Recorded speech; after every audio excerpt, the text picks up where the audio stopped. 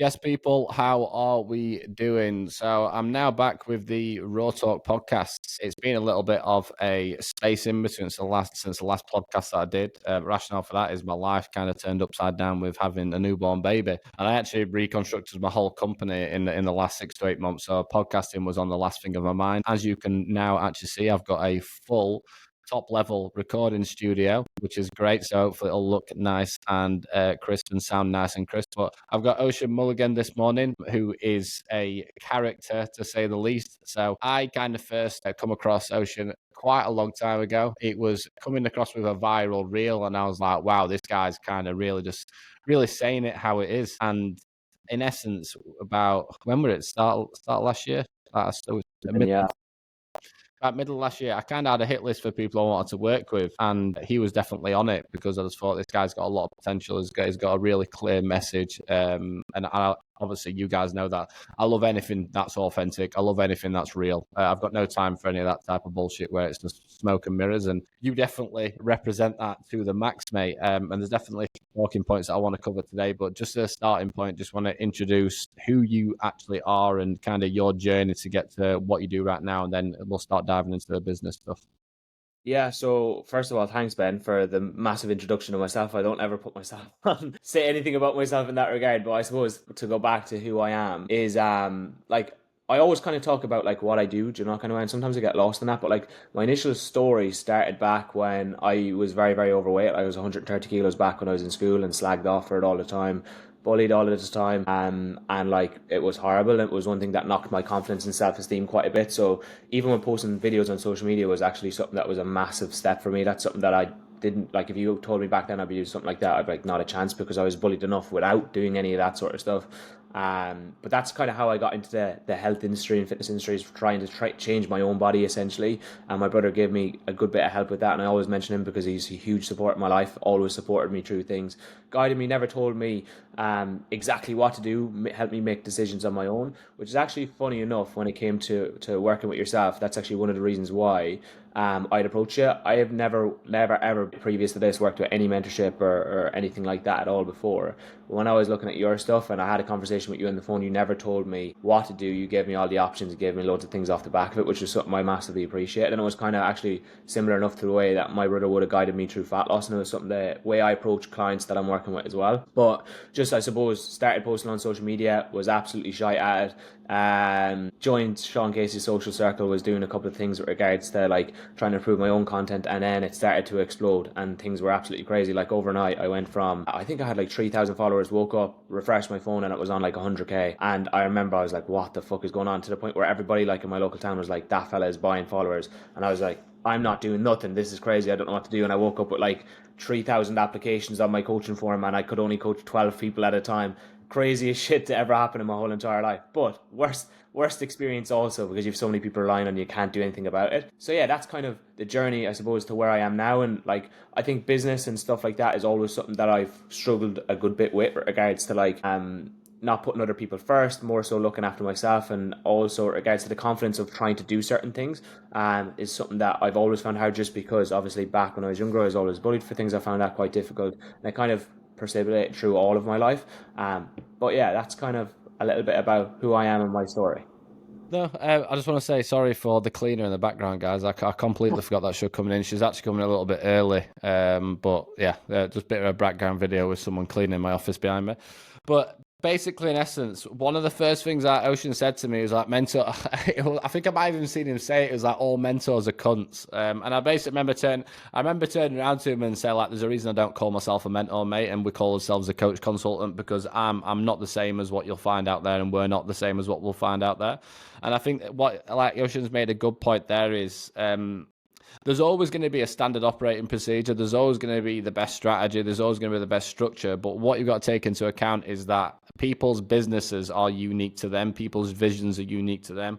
How people want to do things. So I know full well, for example, off the first call with Oisin, like, there'll have been certain strategies that I would have definitely recommended that he would do, but I also know that he wouldn't do them because it's not aligned to his values. And I feel like when people are getting business support now, it's almost like, right, you come into the system and it's my way or the highway. And that, I just don't think that's right in any way, shape, or form. You've got God, I remember when we had the call on his program, and which is basically a group model, but it's ran via like Monday.com, Zapier, all these different areas. And I remember looking into this and I was like, this is like chaos, but it's fucking mint, mate. Like, I remember I was just like trying to process it. I was like, what on earth is going on here? But like, Ocean's one of those people where is once he's got something in his head, is going to go out of his way and obsess and build over it. I used to be known for Monday.com. So the best way I could describe this one is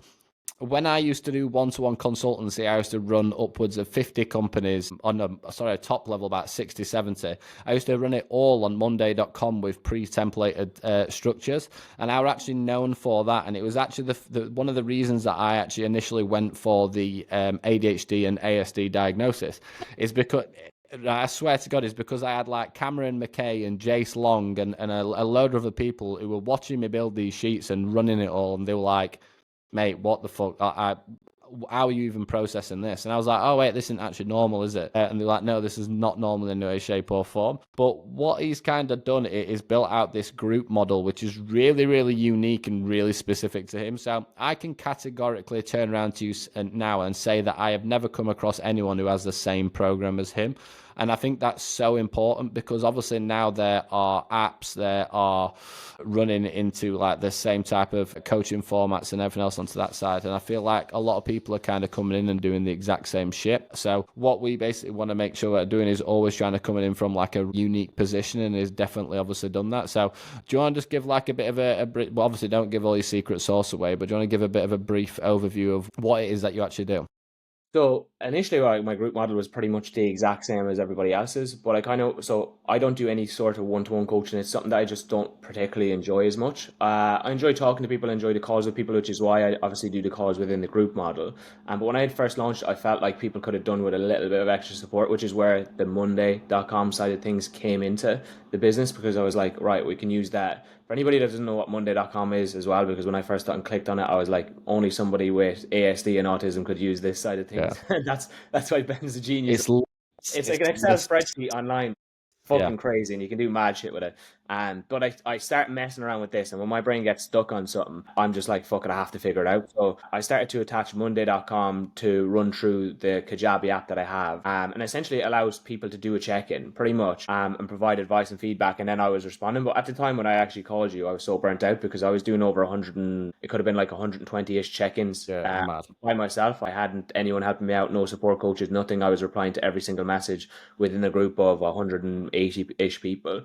And one of the things I was really afraid of when I was approaching you as well was like getting other people on board to help me out, because that always felt like something I looked down on, and other people in the industry being like, oh, just when you get a following, you're going to pass off your coaching to other people. But instead, you actually helped me integrate in a way where these people I was integrating became part of it, and we all kind of worked together. Like, it was one of the big things, and I remember sit down and had a call with Rob about that as well, which is brilliant. But essentially, the coaching model that I run is group based. There's lots of different additions into that. So we have like weekly calls. A new thing that I'd implemented, I hadn't seen anyone else do before, was the Zoom walk. So something where we all just get on a walk together, community based, and get out and move, and then the events. And one thing that I'm really proud of with my community, and it might not be getting the biggest launches or the biggest numbers or whatever it might be, but it's always something that I push for, is like, I want to meet as many of these feckers in person as I possibly can, and I want to make sure that these people love me so much that they'll travel anywhere. So like last year, I hosted an event in Dublin. I had 3 people travel from America. I had a girl travel the whole way from South Africa to come across. I had people travel from Amsterdam, England, everywhere. For somebody that talks about fat loss or runs a low-level group program, for people to spend that much money, come over, spend a night in Dublin, and then stay, that's what was most important to me in building that connection. I've traveled to New York meeting clients as well. Like, I personally go out of my way to try and give them the best service that I possibly can. And I think that like that was something that I got better at through as well, obviously bringing in other people to try and help me out. But I don't know if that gives a rough overview. I'm not even trying to hide anything with regards to what I'm doing, but that's kind of the group model that I run. No, it definitely does, and you made a good point. There is when you start expanding out into a team. So someone asked me a question on my Instagram story the other day, and it was basically, what do you need to basically be hitting a six-figure business? And I said, all you need to do to get a six-figure business is have the right skills. If you want to move into like multi-six-figure turnover, then you need to be looking at strategies. If you want to be moving into seven-figure turnover, then you need systems. So if you want to basically build out and launch strategies, and definitely if you want to be having the right systems, you need to have the right people in your business. Otherwise, you'll be stuck at that point, because what you've got to take into account is like Ocean was obviously at that initial starting point. He was in a position where he had the skills in certain areas. So he had skills with content creation. That was one of the first things that I kind of highlighted is, look, there's a lot of viral content now. There's a lot of influencers. And then obviously he'll probably fucking want to stab me for saying influencer, because he is a coach. But there's a lot of people who have influence with social media. But what I really liked about his content is the level of effort that he put into like his detail and his transitions and the pop-ups and the evidence and how he was articulating. So for example, his skill level with content creation, and also a big one is your YouTube channel. I remember I actually watched, I'll be honest with you, I don't really watch people's YouTubes. I don't really watch that much other than the odd podcast here and there, because I don't have enough time. But when I kind of first come across him, I thought, I'm going to watch one of these YouTubes. And it was exactly the same. So he basically had this skill level, which was content creation. And it was obviously going to be the foundational structure for where you can get traffic, where you can get opportunities. But most importantly, so even regardless, like Ocean will be the first person to turn around and say his skills probably aren't really aligned with sales, with setting, with team management, with organizational structures, with innovation forward thinking. That's not where his skills were. But what he did is he had content, and he had one thing, what I've got on my board over there, which is connection. So I basically come into 2025 based on obviously having a very tough year last year with a reconstruction and evolution and having a baby as well. And I basically wrote down the main things that I want this year is connection, consistency, and grounding. So that is the foundation that you obviously need for a business and need for a product. And he's basically at that point where he's nailed the connection element because he's been so authentic and transparent on social media. And also he's got the connection element because he's put that much effort into his actual people and into his actual product itself. From that point, what he then needs to move is moving on to like the grounding element of finding the right strategies that work. Because an area that I see a lot of fitness professionals go wrong, like Ocean, is they're so invested into the content, they're so invested into the community, and they're so invested into the audience, and they want to do the right thing that much, they forget about the actual reason why they fucking do this in the first place. And at the end of the day, guys, like if you're running your own business, yeah, it's about connection, it's about helping people, it's about giving people the right type of product.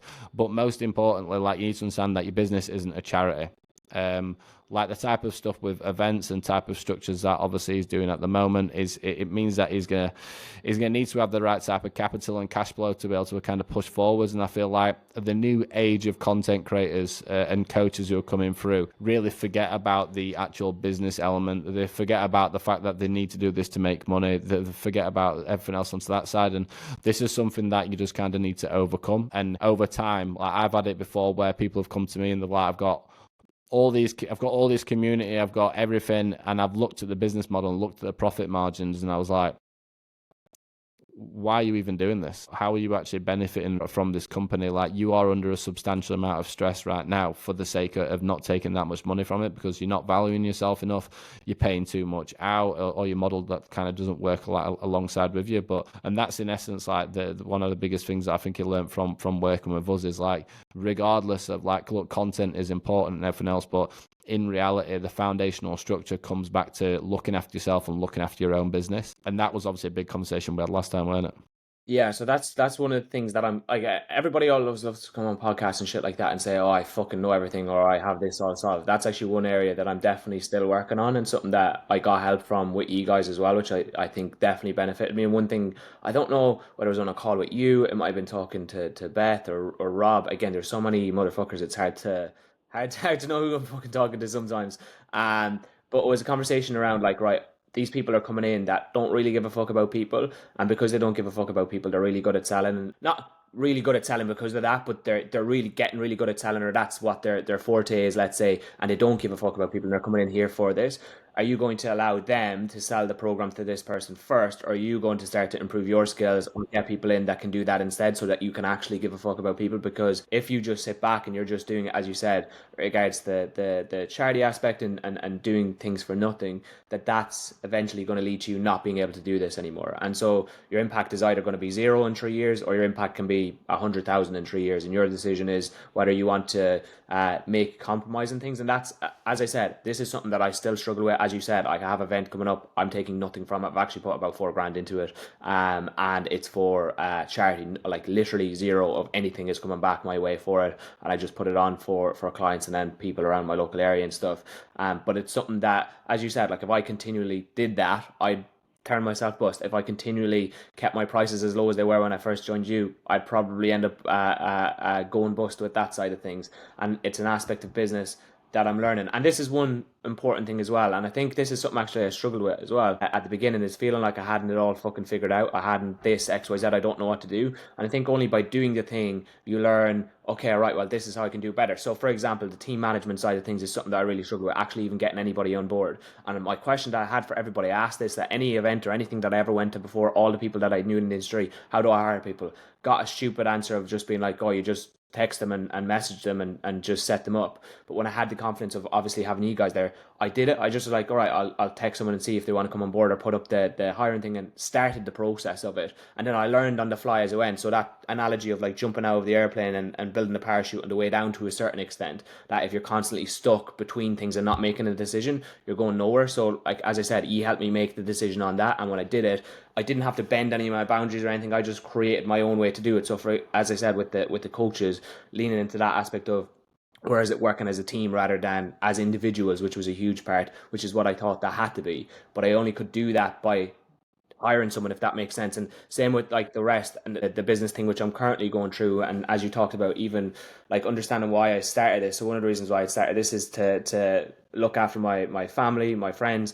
But there's no point looking after my family and friends if I don't have any time for them. Like that's one thing that they need. So like me and Ben had conversations last year, maybe like 3 or 4 months ago, and you're absolutely brilliant as well, because based off mentorships and stuff like that that's coming out, you're unbelievable. I messaged you and I was like, look, Ben, right now I'm struggling and finding things hard. I think I need to take a little bit of a break from coaching. You're like, bro, you know exactly what you need to do. And I'm here if you need anything, just let me know. And you are a legend. You reached out to me at least 4 times. No copy paste message bullshit, sending me across actual proper messages and checking in on me, which I massively appreciate. And not many people would do that. I think it's important. I'm not licking your ass by doing this. I think it's important that other people can hear that. But that's one aspect of coaching and business that I'm learning more about as well. Yeah, I remember getting the message through, and I was like, the first thing that when I read from his perspective, I was like, I agree. And I spoke to Ocean about this before, and one thing that you've got to kind of take into account is when you are running a group-based intake, or you are running an app, for example, especially if you're running challenges. So if I look at people like Sean and Evan, obviously at the moment, they've got Glean app, they're running it on challenge intakes, but eventually that'll turn to Evergreen. Sarah Catterson is obviously running challenges. You've got Sean Fitzpatrick running challenges. And what I said is like, you're going to need to understand that you are going to get to a point where you'll start to have selling fatigue, and you'll also start to have buyers fatigue at the same time. So I've actually got a YouTube video out which is talking about lulls and launches, where the amount of effort that you put into the lull needs to be 10x the amount that you actually put into the launch, because you need to build connection, you need to build back-end retargeting, because if you are in a position where all you are ever basically doing is coming onto social media and you're like, right, join my next intake, like you kind of get to a point where you'll fall out of love with it. And that's what I kind of saw with Ocean. I was like, mate, like your business obviously at the moment is heavily just running on these group intakes and these launches. Like I need you to start like having a bit of time away and thinking about things from a bigger perspective, because I know full well that you basically don't want to be coming in and just trying to burn and sell to people all the time. When you've got a one-to-one high-ticket acquisition system, for example, there's so much that you can do in terms of back-end retargeting, because you've got like setters and you've got like emails and you've got follow-ups and all stuff on that side. So you can do a lot more in terms of providing front-end value to then look at back-end retargeting. So, for example, with me with social medias, I don't ever really need to sell at my audience. All I need to do is get them to opt in. And it's the same when you've got a passive product. Like you always need to have an element of buy up front, but you always need to be looking at, right, how do I create a system where I can get people in, get their trust, and get them buying on the back end? And I think that's basically where he was at last year. He was like, he kind of got to the end of the year and he was like, I'm knackered. Like, and I could see it from a mile off, and I mentioned it to him before, and I was like, I said, I can see this, mate. I can actually feel it, and I want you to really, obviously, kind of think about what you are going to be doing, and sometimes that is just kind of taking a little bit of a break. So when he messaged, I was like buzzing, and for me, like the amount of people who I still follow up with now, who I used to work with before, just to kind of make sure that they're right. So, for example, I've built out loads of new different assets, what I think is applicable for people. Sorry about that, Uber guys, fucking hell. Um, but basically, yeah, can't believe Misfits that. boxing with the cleaner in the back. I know, yeah. I didn't. It's I actually not that thought bad. I can't hear it that well. that sounds sweet. I can. But yeah. So basically, in essence, like you've got to understand that different business models are going to have different types of stresses. So when you're looking at high ticket one-to-one, I always basically say to people, you've got a high ticket headache. The rationale for that is obviously charging up front. So it means that you're going to be having to. So you're not charging. Well, you got charging up front, but you've got a higher payment. So it means that you need to have an appointment. You need to have calls. You need to have closers. You're going to need to have setters. You're going to have to work off your obviously conversions and your KPIs. So it's a hard system to run, but it's easily done. I love all that side because it's all about systems, elements, and filling the gaps. When you've got a group or an app, for example, like the big element is to be, it is traffic nurturing, retargeting, traffic nurturing, retargeting. But something that people like commonly forget about it, like, is the actual element of having a conversation. So, like, for example, I had a call with Tara Gallagher this morning. She runs challenging takes, and she basically spoke to me about her goals and what she wanted to achieve. And I said, right, we've got 1,000 people there that will build into a retargeting list. We've got new opt-ins for this lead magnet. You've got a challenge launch from that point. And I was like, right, I want you to do a personalized follow-up structure for every single person who opts into that funnel. And she was like, well, that's a lot of people. And I said, if you want to get the numbers in, you're going to need to have connection. You can't just rely on it always being passive. So that's why with like Oisin, for example, like when he's doing these events and he's doing stuff like that on charity, and I'm not saying that he's done that for benefits of marketing, because I know him and I know he hasn't in any way, shape or form. I'm actually going to be launching a concept soon where, in essence, I had a video from a guy this week, a guy called Jamie Jackson. Did you see that on my story? No. I've been thinking about Oh, looking at I this. did this morning. I did see it. Sorry, I lied. I did see it this morning. Yes. And I'm not saying that this is from a marketing standpoint. I'm just trying to explain the concept that I'm coming across. Like, obviously, Ocean's running an event. Is going to be getting his clients there. It's really low price. It's for charity. That's not going to benefit his bank account with that event in any way, shape, or form. But the aftermath of having the thought process to just generally help people will pay off in dividends because of the amount of people that will be impacted from that event. So I put up a competition on social media for 2025 on me, and I had this lad called Jamie Jackson who basically he messaged me on Instagram, sent me a really professional message, and he asked for my email address. I knew full well that he probably didn't think he would even speaking to me on Instagram, so I thought he's not. Might be just some bullshit video. That's initially what I was thinking about. He might be sending me a copy and pasted video or whatever. Like I thought it might be just a setter or something. Sent me this portrait video. It was 6 minutes long, and I was like, that's different. I've never had that before. And basically, in this video, I didn't ask for this. I didn't request it as part of the competition in any way, shape, or form. He basically, for 6 minutes, kind of just opened up about his experiences, his background, his mission, his vision, what he's wanting to achieve, and why he wants this opportunity with the competition. He didn't win the competition because he didn't come up on the draw, so I did a full process for that. But I've basically said to him, I was like, right, mate, like, if you've got that type of mindset to genuinely go out and genuinely help people and genuinely want to ask for help, and you can be open about your situation, I want to help people like that.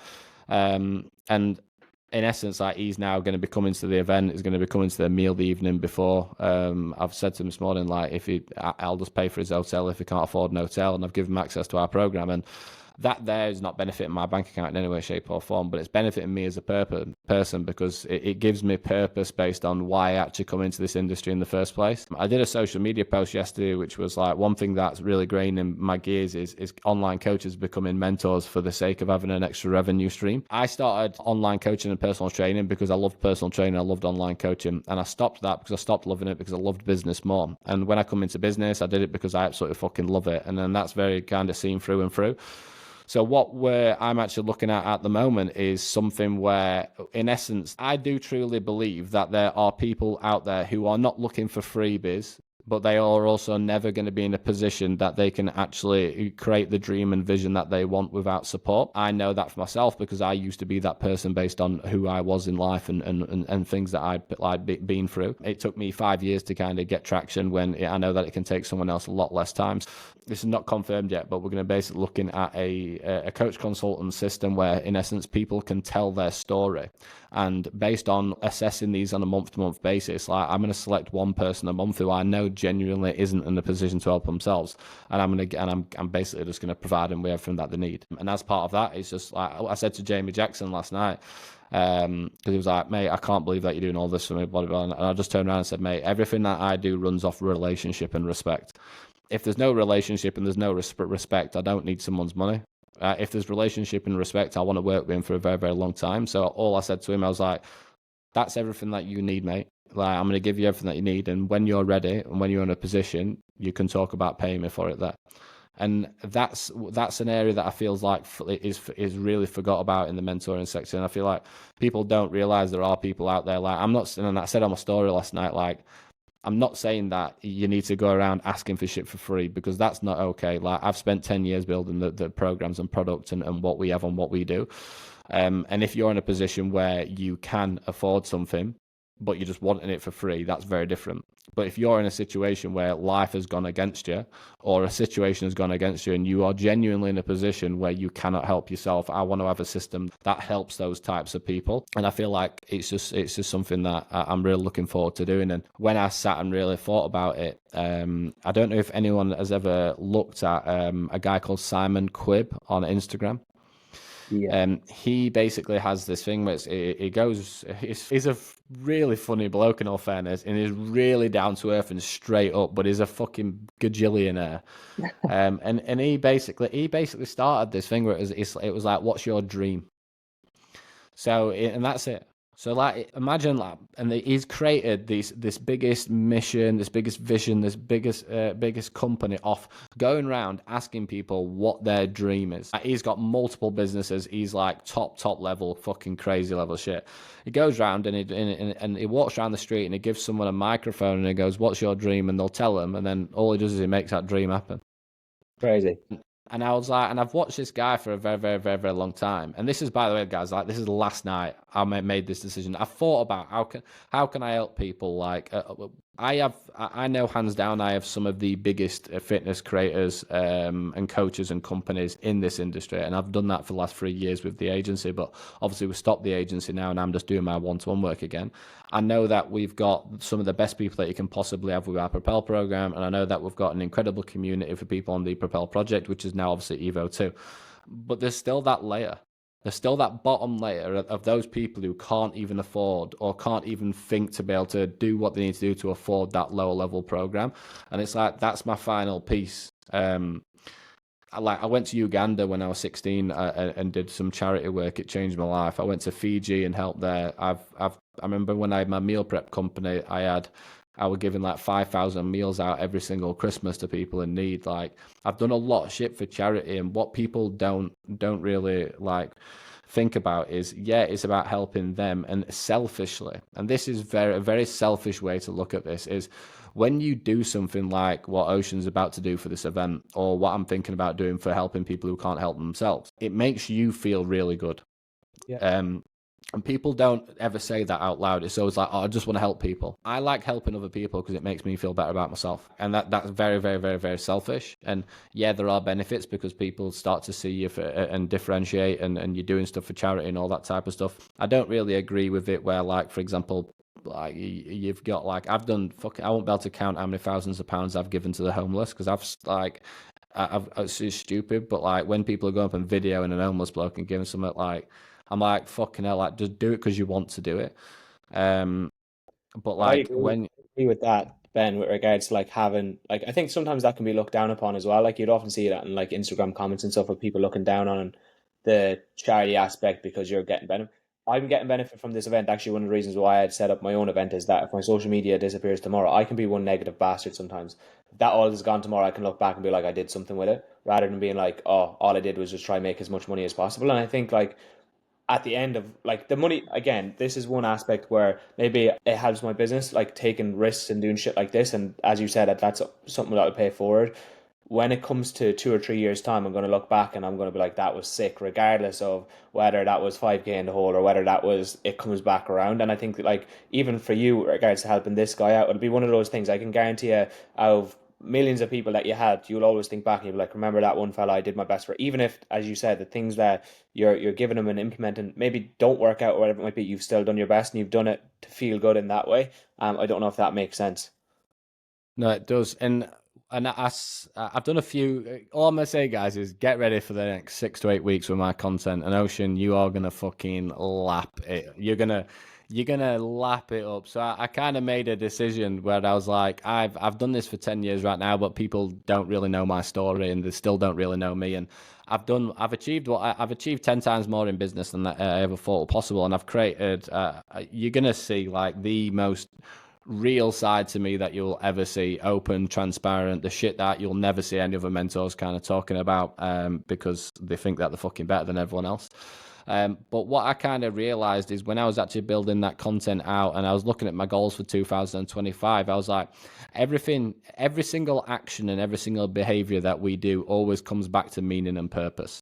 If you want to earn more money, it's because it means that you can buy X. If you do something and when you wake up in the morning you're motivated, it's because you've got purpose. And I was like, every single thing that, for example, if I looked at connection, that means a lot to me because I'm obviously going to increase my personal brand, my awareness and everything for who I am as a person. So I'm doing this podcast right now because it means that more people get to know my message and it gives me purpose to be able to speak about it.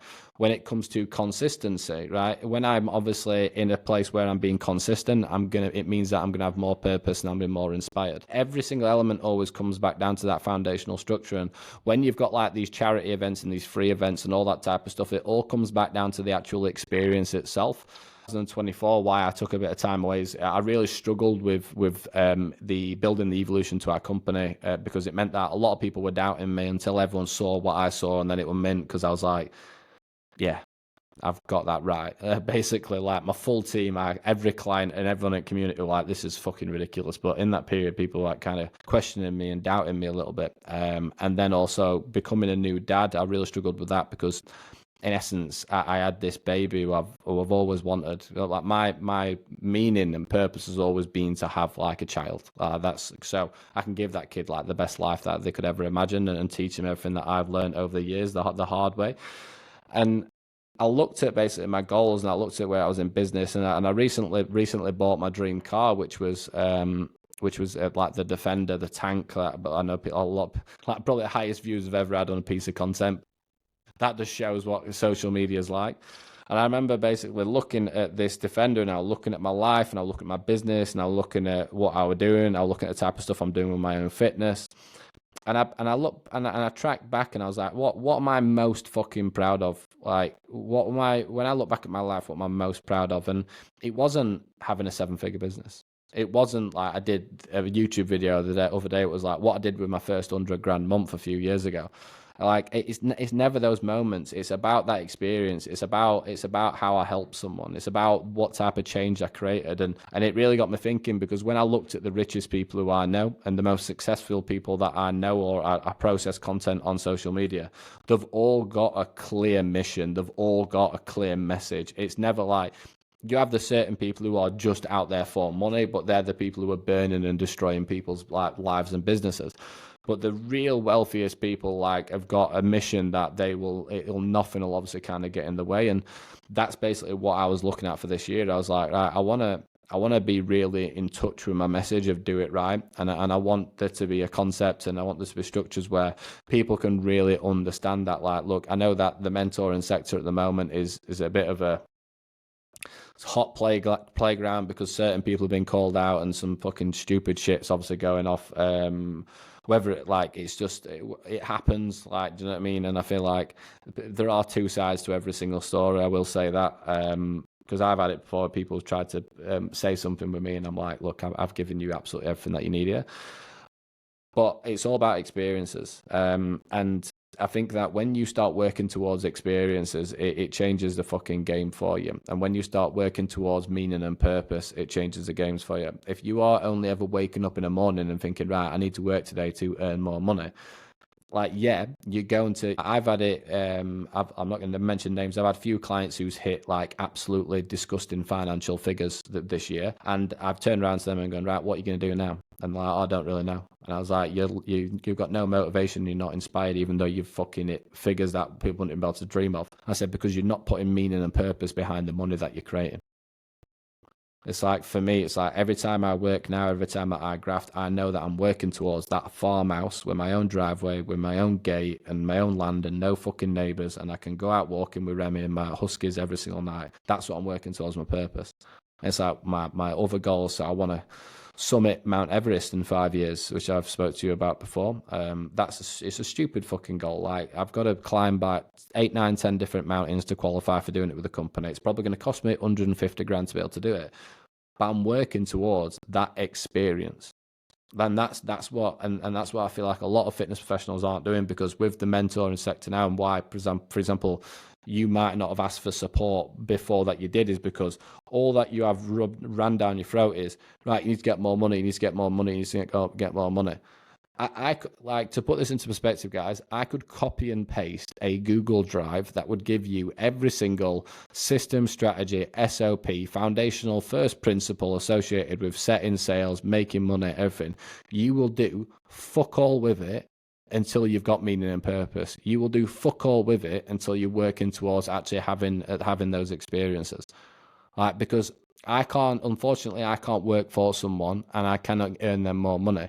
So, like, one thing that I always kind of say to people is like, look, what is it? I actually did a video on this where, like, even on a discovery call with a sales call, or even not on like a conversation, it's like, what are you actually really working towards? And I feel like with you at the back end of last year, that's what happened to you. Yeah.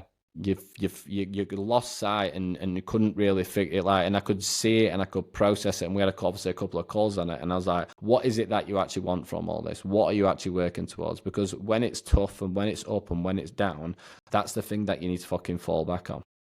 Yeah. And I think I've done, like, over the Christmas period, it was brilliant for me to be able to sit back and be like, holy shit, that, because as I spoke about at the start, family is such a huge thing to me. Like, the house that I'm currently living in, we got moved out of the last house because the rent had gone up, and even in my childhood, let's say, we lost our family home. It's always something that's been top of my goal list. I remember that was one of the first things that we spoke about as to why I wanted to do it. And you're right, through like business and social media, you get lost in it sometimes.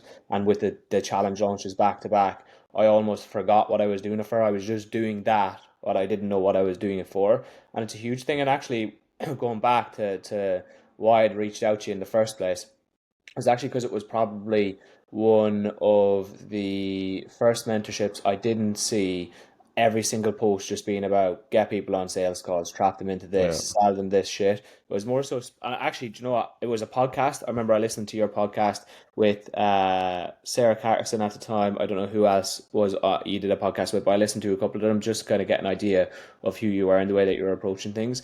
But it's funny because a lot of mentorships do the opposite. And then, as I said, like, you're going to get in, as you said, you're going to get in people that don't have that drive when things get really, really hard, and you just have this amount of money that the action is not going to be taken. So you're actually making your job harder on yourself with regards to that. But it's just probably an easier sell. It's an easier sell to be like, you can get this Lamborghini, or you can get this 10K month, or you can get this 20K month, rather than, I suppose, making people believe that, like, the things that you want to happen are definitely achievable and these are the steps to take it. But you're 100% right with regards to, like, what happened to me last year, and it was a huge thing. And I've spent the last fucking 6 months trying to figure that shit out for myself, and still figuring that shit out as well, of like what is truly important to me with regards to my business and why I'm growing this business and why it's more important. Because again, that helps you make hard decisions as well. When it comes to business, it's never easy, even with regards to my own shit and trying to stay as true to who I am. Sometimes with regards to business, it doesn't always go that way. Sometimes you have to make decisions that are difficult, or maybe sometimes step outside your comfort zone. And that's what's happened to me a couple of times. And I found that really, really difficult when I'm not doing it for a purpose that's higher.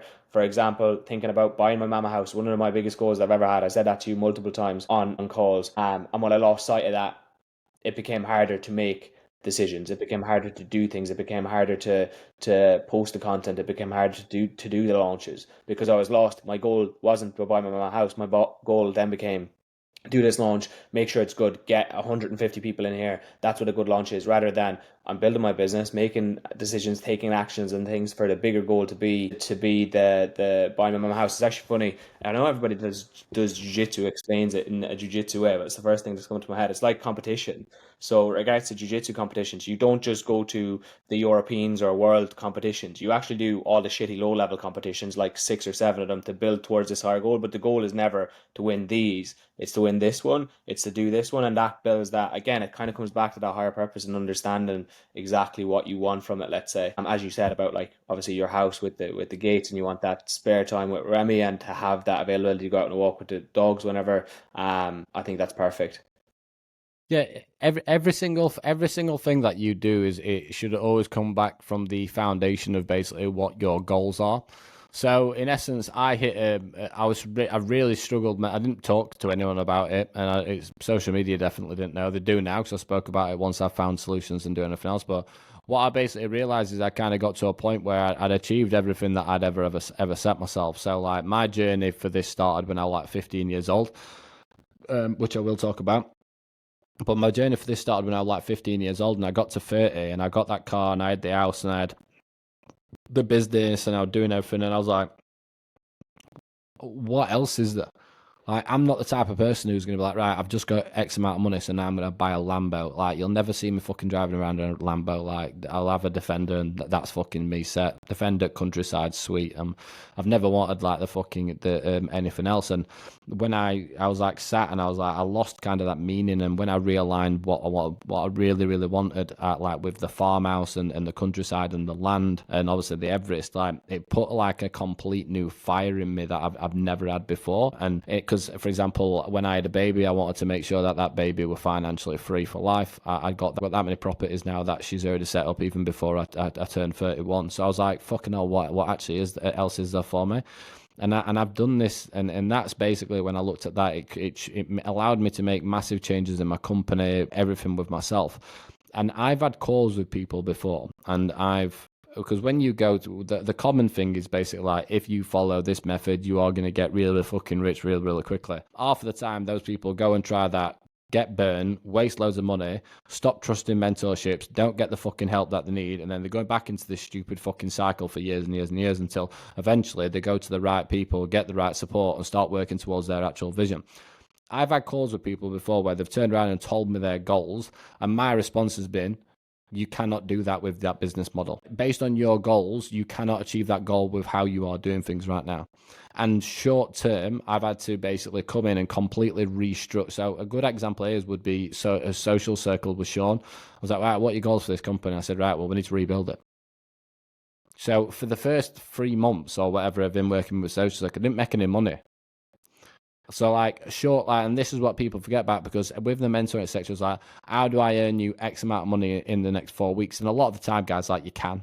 This is the very rare occasions, but sometimes with the biggest asset that you can possibly have is actually making sure that you are working towards what you actually want from all of this. Because when you set that goal and you track back, you will learn. I did this at the start of the year. I basically realized that I had professional goals, I had financial goals, I had all that type of shit. But one element that I love the most is experiences and going to different places. And I realized that I don't fucking do anything for fun. I bet I could ask you this question: what do you do for fun? I go to jiu-jitsu. That's not fun. Or I go to the gym. It's fun. And I've actually done a post on this where it's like, look, other than going to the gym and doing online check-ins, what do you actually fucking do for fun? And when I asked myself this question, and I asked everybody in my team, I was like, it was shocking, because I was like, I love food. I'm obsessed with cooking. To put this in perspective, if I wasn't the coach consultant, I would probably try and get into professional cooking, and if it weren't shit hours, because I love cooking that much. So I was like, right, I'm gonna set a goal to eat at 12 Michelin star restaurants this year. And it sounds stupid, but like, as soon as I had that goal, it gave me fucking even more meaning and purpose. And I feel like this is an area that people really, really like commonly forget about, because it's like, right, how can I just turn up today, this week, this month, and then the next quarter and earn as much money as possible, which you always need to do. But it's how you track back from the goals in life that you want, which will decide who you need to be as a person, how you conduct yourself, what type of content that you need to create.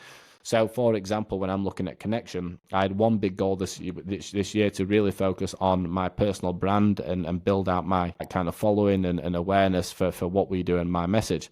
And I remember looking at that goal and turning around and going, I cannot fucking do that until I start talking about who I really am as a person.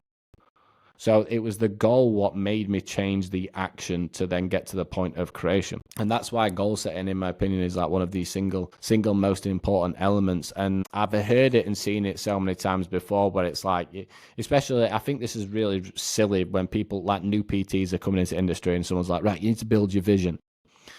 You ain't got to fucking Scooby Doo what you're doing. You need to get the skills first. You need to get the groundwork. You need to figure out what's what, and then you can start to build. But it doesn't mean that you can't have a dream. Like building a vision takes. I did a reel yesterday, which was basically on a Chinese. I think he's a trillionaire. He's not a billionaire. He's a trillionaire. This guy, like, he's like, I've got Jensen Huang, I think is called. And he basically says that in a talk at Harvard University or Stanford or something like that, and he basically says, I wish upon you pain and suffering. And he basically explains in this talk that the only way that you will be able to make progress and really work towards your goals and figure out what you want from life is by going through pain, is by going through suffering. If you are avoiding this, if you are not taking risks, if you are just doing what everyone else is doing because it looks like the easy route, then you're not going to go through those lessons. You're not going to go through those experiences. So, for example, like with Ocean at the back of the year where he hit a little bit of a lull, that was painful, that was suffering, but off the back of that, it's bounced back and knows exactly what he's doing. And this is what it happens when you start setting goals and you start working towards things, is you're going to fucking fail. Like, you have to. I did another YouTube on this the other day. Like, until you learn to accept and embrace failure, I genuinely believe that you will never make progress. Like, and you're someone who's very hard on yourself.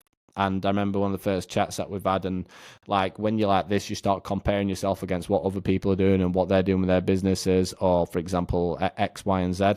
I remember PDK when I first started working with him. I met him at the TMP event, and so Patrick's very, very obviously an open guy, and he was like, "Oh, I wanted to work with you, but I didn't want to because I knew you're doing better than me in business." I was like, "What?" And I said, mate, the only reason that I might be doing better than you in business is because I've fucking failed 1,000 times more than you've tried yet. And I'm obviously a lot older than him.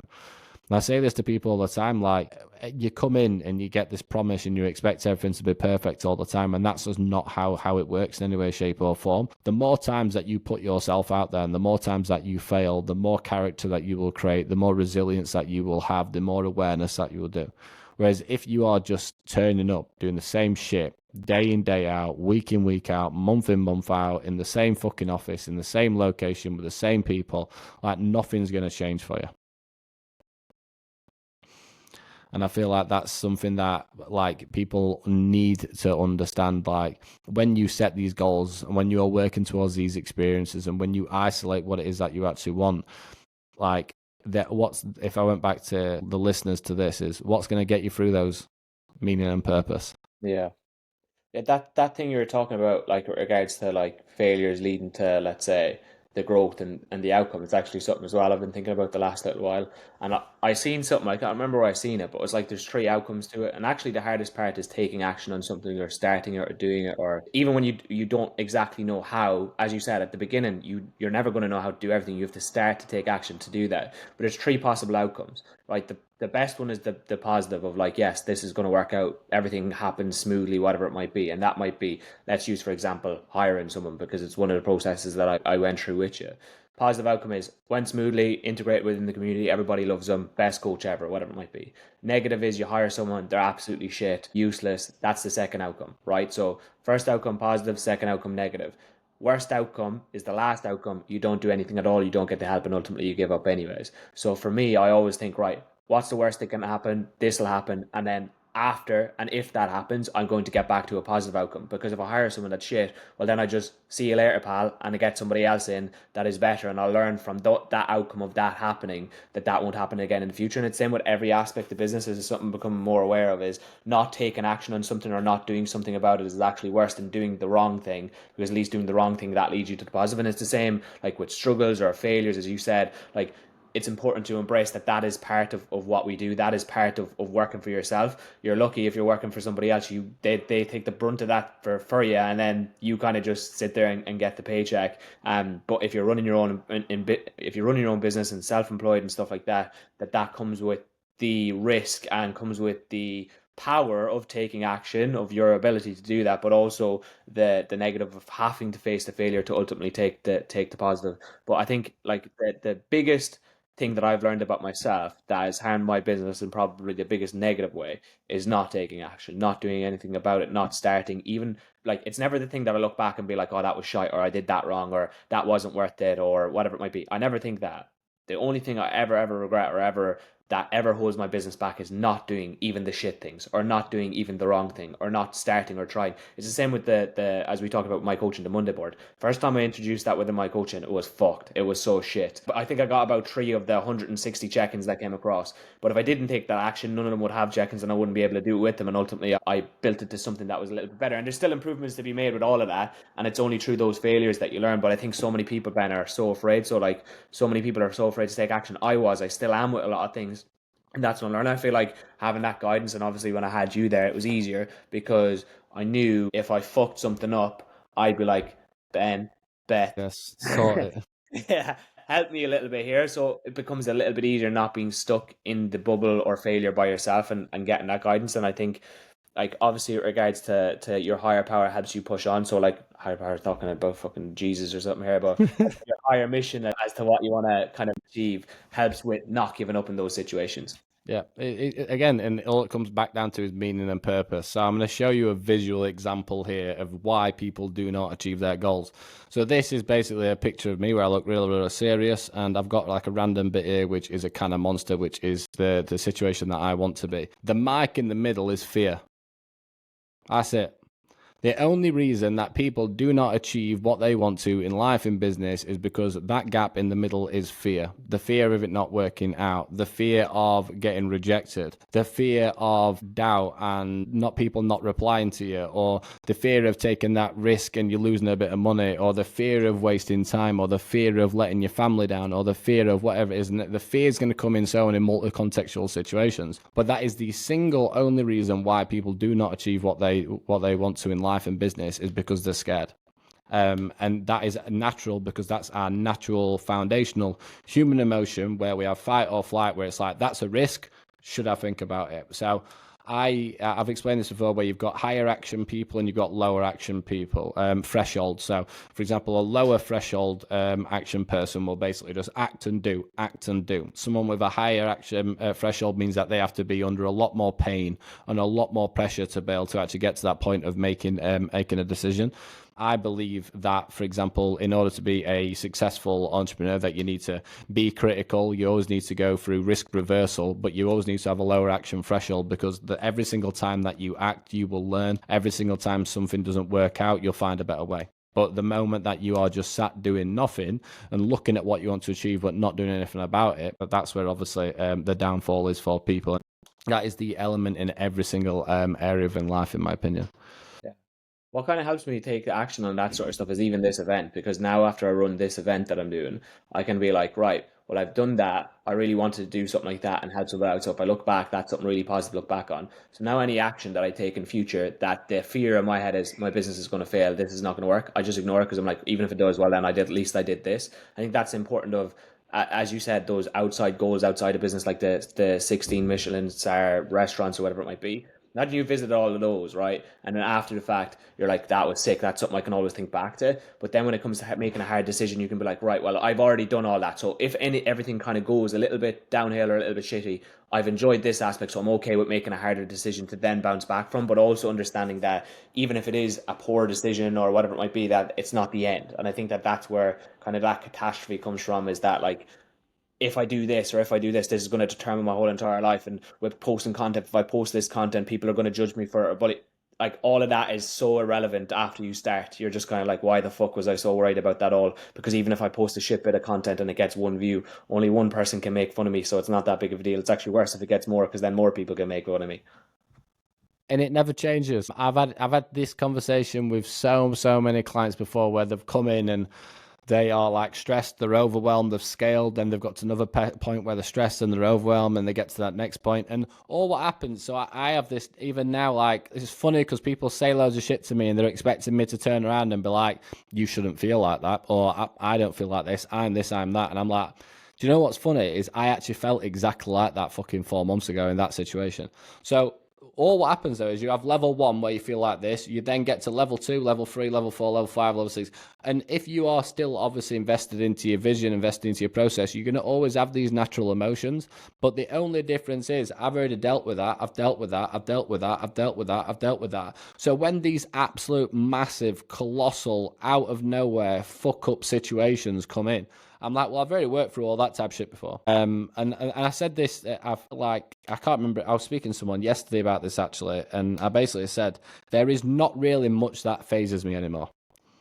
Like personally, the only thing that phases me is the low dopamine, and I've fixed that now. The only thing that scares me is my low dopamine levels, and that's basically my inability to feel happiness without achievements, and that scares me. But when it comes to like personal situations and business and everything else, or relationships, I've been through that many different situations where I've failed and I've taken that risk and it's not worked out, that all I ever just turn around and goes, right, why has that happened? Whereas when you first start going through, you're so reactive because you care so much. Whereas now, for example, I just go, right, sweet, that's the situation. Now do we find a solution? Move on.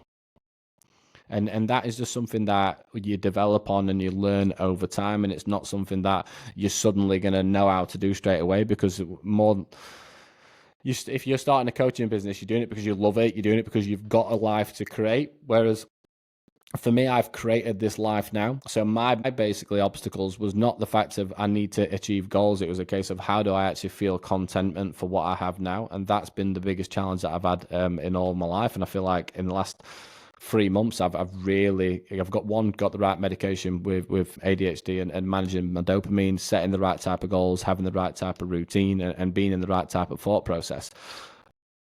But all these problems still happen. When you start leading a team, you start to have leadership, like psychological, like kind of roadblocks. When it comes to content creation, you start to have like creative blocks. Like nothing ever changes. It's just the fact that you've put yourself in that many situations. You learn how to overcome them. You learn how to understand them. And again, when you always are working towards meaning and purpose, then you're going to be onto an absolute winner for me. And I feel like if you're currently at a point where you feel like the decisions that you are making for your business or the direction that you are being given does not align to what you actually want from life and business, then you really need to fucking take a look at yourself. I'm going to be completely honest with people watching this video. Is one of the things that I really gets under my skin the most is when I've had people who come from other places and they then feed all of this information back to me, and I turn around and go and I say to them, you knew that. And I said, you knew what was going to happen. Like when you purchased that program and you signed up with that person, you knew what was going to happen. Like it does not take a genius to look on social media and see what is fake and what is bullshit versus what is real and what's going to work. Like what you did is you bought into that shiny object. You bought into the idea of living someone else's life. You didn't buy in because you wanted to create your own. Yeah. And I feel like that's something that a lot of people need to understand is if for me, I have this like kind of rule where I will never push my own narrative. I'll never push my own bias, because that's my perspective, that's my opinion, that's my experiences. I'll give people advice, I'll give people structure, I'll give people guidance, but I'm not turning around to you and designing your life for you. You come to me and tell me what you want, and I'll do everything in my power to make that happen. That's the difference. Whereas a lot of people, they're in the mindset of it's like, I join this and then I just do whatever I'm told to do because then I'll have a life like this person is living. And I'm like, how the fuck are you supposed to have meaning and purpose when the only thing that you're doing is trying to work to have a life that someone else has got? You're trying to work really hard to have a life that someone else has said is the ideal life because they're fucking living it. Like, Just for get me, employed by somebody. Just get employed yeah. by somebody. Yeah, do you know what I mean? It's like you need to do this because you're designing, like, life is like a blank piece of paint, a blank paint, and you can design it and create it in any way, shape, or form. Whether as who you are as a person, down to your beliefs and your actions and behaviors, down to your business, your model, your structures, your strategies, your systems, your skills. Like, everything is based on design, and everything just comes down to doing. But never ever go into something or work towards something that is not the meaning and purpose that you want from your life and business, because you will not turn up each day. You will not be able to work through obstacles. You will not be able to get through low roadblocks. You will not be able to alleviate your painful situation, which is the only thing that we're all trying to do, is how do I be in less pain? How do I remove fear? Yeah. That's basically is how do I get stability? That's something that a lot of coaches don't think about, because all they're like is, I want that Lambo, or I want to live in Dubai, or I want to do this, or I want to do that. And it's like, yeah, but really, what are you actually going through? What is it that you need to overcome with yourself? Or what type of life do you actually really want? I've had it before where I spoke in my story about this the other day, and I put a post up where I said, my ideal like kind of life is driving through the countryside with no neighbors, in the snow, going to a farmhouse with loads of countryside, and then walking the dogs in the woods with, and people are like, well, what, do you not want to live in LA? You don't want to live in Dubai and have a penthouse and all that shit? I said, that's my worst nightmare. But I know that's why I've been doing this. I've been working in business 10 years now. I still do 48 hours per week straight, no breaks, no gaps, on product development and on business development. Why? Because I'm working towards my meaning and purpose. And that's basically the final thing that I want to kind of cover, guys. So, meaning and purpose, Oisin's journey. He's got an event. If you want to go to that event, I think there's a few tickets left. There's a little bit of a promo. Incredible bloke. Yeah, I'm sorry that I apologize if people heard a Hoover in the background. I'll have a chat with my cleaner to make sure that this 9 a.m. session is not being cleaned. I'm hoping that I can actually remove the echo on Riverside. Yeah. I might ask you. I'm not very technical when it comes to stuff like that. I might be messaging you now. Basically, on the edit, you just click one button and it'll wipe it all. I actually didn't even hear it. I don't think anybody else would hear it either if I didn't hear it. So, but yeah, it's good to be back podcasting. I've got at least 6 guests lined up. There'll be one dropping every single week, and then starting and not stopping, guys. So thank you for listening. Thank you for listening to Oisin's journey, and I'll catch you soon. See you later.